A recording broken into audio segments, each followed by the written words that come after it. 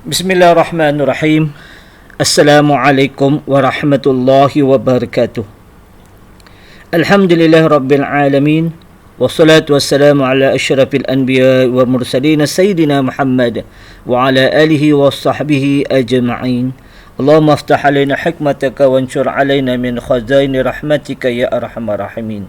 Allahumma rabbi syrah li sadri wa yassir li amri wa hlul 'uqdatam min lisani yafqahu qawli. Rabbi zidni ilma warzuqna fahma. Allahumma salli ala sayyidina Muhammad wa ala ali sayyidina Muhammad. Allahumma salli ala sayyidina Muhammad wa ala ali sayyidina Muhammad. Allahumma salli ala sayyidina Muhammad wa ala ali sayyidina Muhammad. Alhamdulillah, objektif pengajaran ialah tiap-tiap murid boleh mengenal pasti tiap-tiap perkara dan boleh memahami maksud tiap-tiap perkara melalui penerangan, melalui perkongsian dan melalui tugasan bertulis murid. Perkongsian pengajaran pada pelajaran suci asas kebersihan pada perkara wudu. Ustaz memulakan perkongsian pengajaran dengan mengenalkan dan menerangkan pengenalan wudu. Wudu artinya air sembahyang.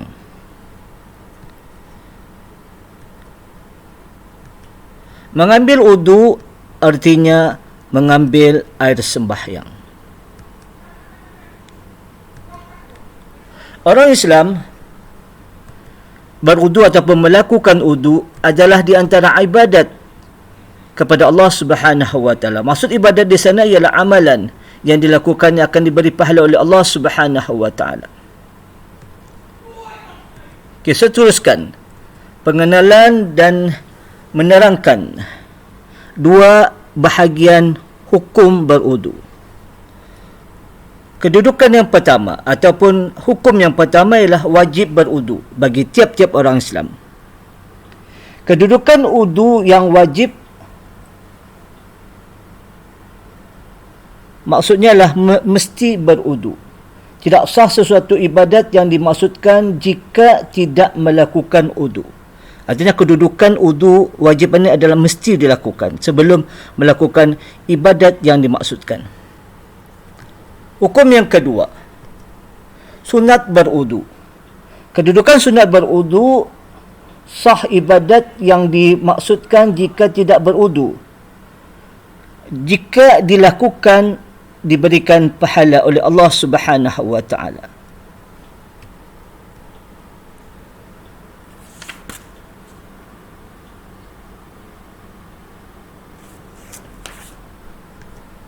Okey, bilakah wudu bagi tiap-tiap orang Islam itu diwajibkan ataupun bilakah orang Islam diwajibkan berwudu?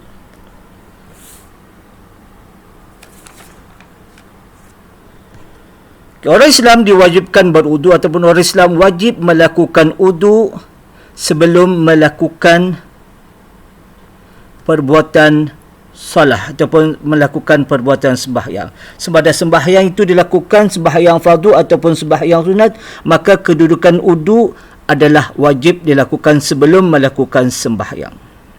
Maksud wajib sana mesti melakukan sembahyang. Tidak sah sembahyang jika seseorang Islam tidak melakukan wudu sebelumnya.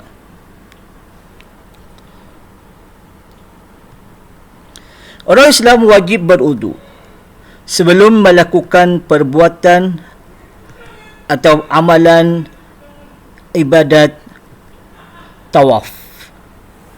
Maksud tawaf di sana adalah di antara ibadat yang dilakukan ketika mengerjakan ibadat haji ataupun umrah.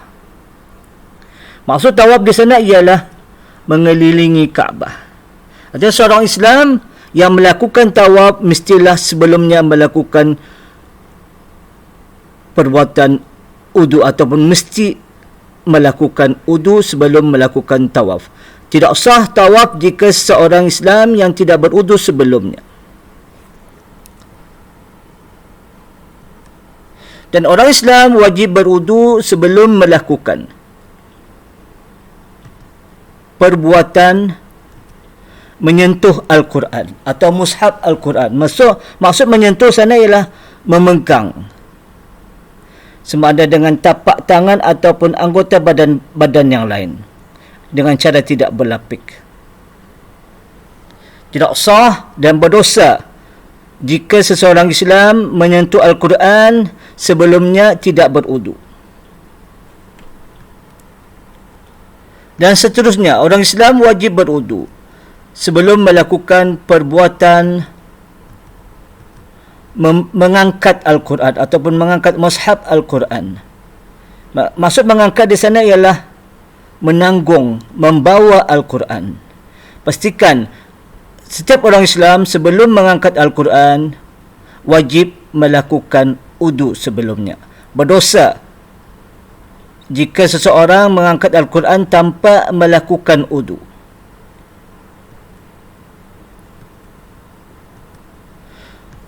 Wudu juga diwajibkan ke atas jenazah ataupun jenazah orang Islam, mayat orang Islam. Diwajibkan melakukan wudu ke atas mayat ataupun jenazah bagi orang Islam. Ianya disempurnakan atau diberikan wudu wajib ke atas jenazah ketika menyempurnakan mayat orang Islam ketika memandikan mayat. Ketika memandikan mayat di sanalah jenazah atau mayat orang Islam itu diberikan wudu yang wajib.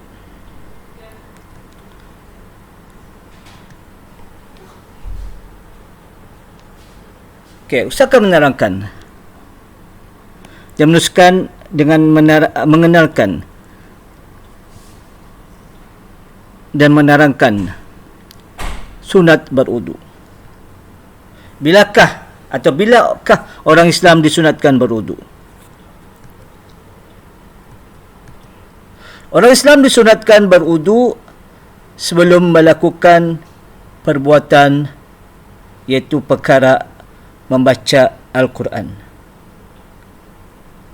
Sebelum melakukan amalan membaca Al-Quran disunatkan berwudu.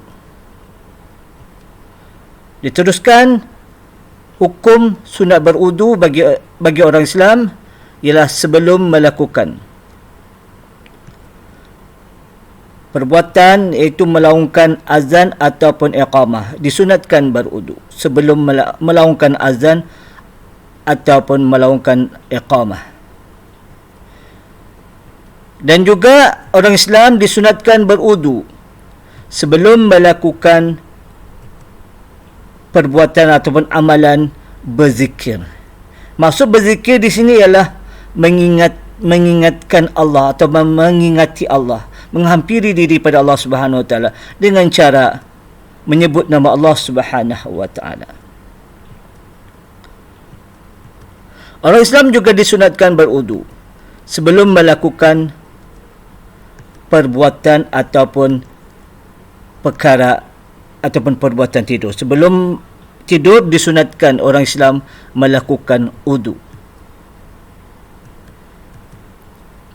Okey, saya teruskan penerangan dengan mengenalkan dan menerangkan beberapa ataupun di antara adab berwudu, perkara-perkara yang diberi pahala jika dilakukan dalam berwudu. Di antara adab wudu, adab ketika berwudu ialah mulakanlah wudu dengan membaca basmalah.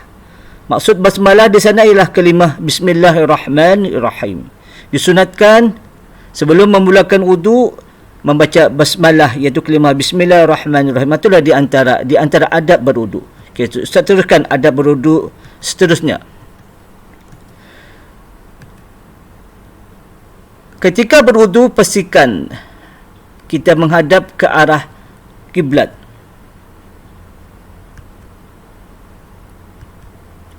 Dan ketika berwudu tidak bercakap.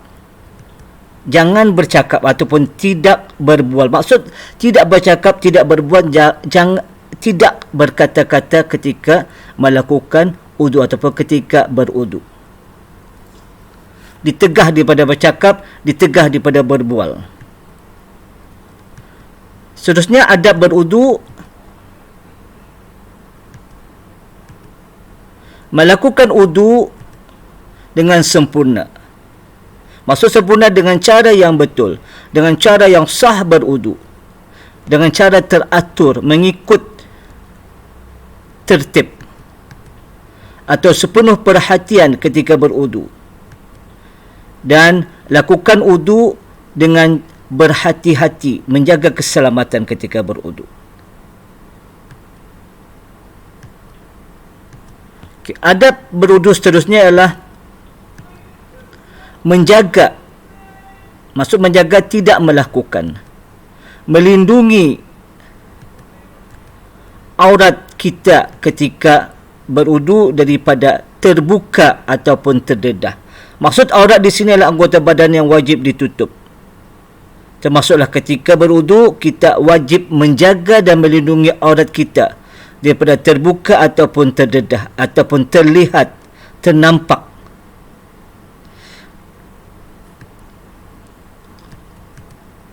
Seterusnya adab berwudu seterusnya ialah ketika berwudu tidak membazir air ketika berwudu. Alhamdulillah, sempurna dan selesai sudah perkongsian kita pada pelajaran berwudu. Apa yang saya harapkan pada semua murid akan dapat mengikuti dan dapat mengenal dan memahami setiap perkara dalam perkongsian pengajaran pada kali ini. Saya harapkan tugas yang Ustaz berikan mudah akan dapat menilai jawapan pada perkongsian yang Ustaz kongsikan. Semoga kita akan bertemu lagi dan semoga kita dikurniakan keselamatan dan kesihatan serta perlindungan dari Allah Subhanahu wa taala. Amin ya rabbal alamin. Ustaz akhiri pelajaran pada kali ini dengan bacaan doa Rabbana taqabbal minna innaka antas samiul alim wa tub alaina innaka antat tawwabur rahim.